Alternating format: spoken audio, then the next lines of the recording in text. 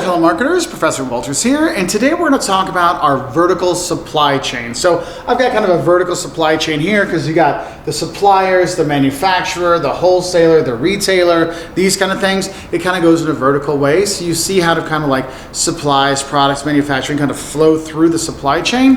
And the thing is well, one, there's multiple ways you can make supply chains. Okay, this is just a simple example.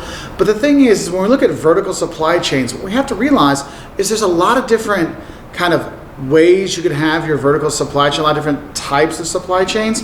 And it really comes down sometimes to ownership or control of that supply chain. How much control do I want to have? How much influence do I want to have? These kind of things. Because if you think about it, if you have what's called an independent supply chain, each one of these suppliers, each one of these parts of the supply chain are going to be independent. So each one is going to be looking out for themselves because they don't care about this person, they don't care about this person or this person, they only care about themselves. So I got to make sure I'm doing the best for me as a supplier, right? And so you can see how this could cause some kind of conflict. And honestly, when you have independent supply chains, that's a lot of times when you do have conflict because each person, each level of the supply chain is looking out for themselves. And the thing is we don't want to have to go every single time to find a new wholesaler or a new retailer for each time we're trying to sell a product or deliver stuff. Or if I'm a wholesaler, like the logistics side of it, I don't have to deal with this every single time trying to figure somebody else out and looking behind my back. So what happens is a lot of times people set up what are called contractual vertical supply chains.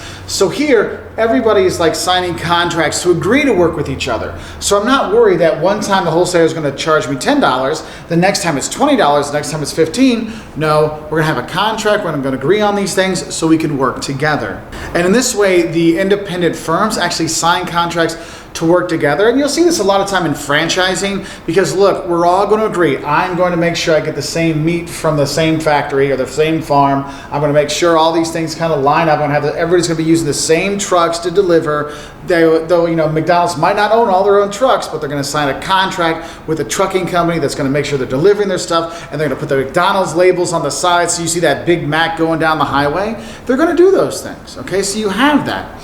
And the thing is when you have these kind of contractual vertical supply chains, sometimes what you're going to see is an administered vertical supply chain. And this is when one company kind of dominates the entire thing. I mean, think about it. If you're working with Walmart, I mean, Walmart's going to pretty much dominate the entire supply chain when it comes to that industry, right? Or it comes to that supply chain. And so you might see that, yes, we have all these independent companies, but since one, the retailer Walmart here, is so much more powerful, they can kind of dictate, hey, look, this is what we're going to be paying. So the manufacturer has to work with the suppliers to make sure that everything relates to what Walmart wants.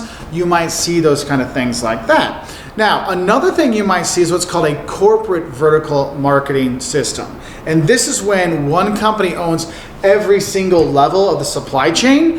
Why would you do that? Well, if I want to control all of the inputs, if I want to control the distribution, I want to control everything, then I might go that way because maybe I have intellectual property I don't want to lose control of, right? So I'm like, hey, look, I'm not sure how this is going to go. I want to make sure I'm controlling it. Now, the thing is, that makes it a lot more expensive for the company if they own every part. But if it's important to them that they do control things and they do control like mess ups and things like that, that could be something they look at. Because if you think about it, if we're looking at contractual vertical supply chains, that might be kind of like your Uber Eats where, yeah, we'll sign a contract with Uber Eats that they'll be the exclusive deliverer of McDonald's or Hardee's or whatever, right? And so McDonald's has that, oh, hey, look, we have this contract. They're going to ship it out with Uber Eats. People can come pick it up and they'll drive it to your house, whatever. Great. But what if you're a restaurant that's like, look, I can't take the chance that people get their food delivered late. Because your Uber Eats driver might be dropping off 3 or 4 different bags. And if they do, well, will one be cold and you're worried? And there are rumors that sometimes, I'm not saying Uber Eats drivers do this, but there's rumors out there that some drivers for some of these places have been known to admit that they might sneak a fry here or there. Hey, do we want to worry about that? So what you might see is companies take it upon themselves that, look, I'm going to have more of a corporate verticals marketing system where we're going to have our own delivery drivers, we're going to own the farms, we're going to have all this kind of stuff that ships it into us, so we're controlling it every place. That's why I know there's like the Panera Bread Company, right? Like they have their own drivers. I'm like, why wouldn't you just use like Uber Eats or something like that? And I think that, look, they're like, look, we're a higher quality product. We want to make sure that everything's okay. We want to have our own drivers that will represent Panera and not just, you know, drop off food.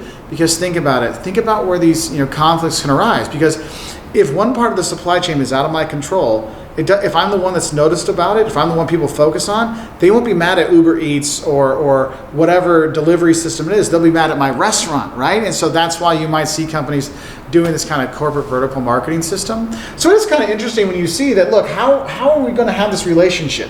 Is there someone that's more powerful than somebody else? Does one company own it all? Or is it just individual groups and individual companies just making contracts to work together? So hey, look, we know we're going to deliver with each other for a couple years, so I'm not going to screw you over. You're not going to screw me over because we got a contract, because we're going to deliver what it says here and you're going to pay us what it says there. So I hope this helps you understand like the vertical supply chains and the different ones that are out there. If you want to learn more, we do have more videos at ProfessorWolters.com. Bye.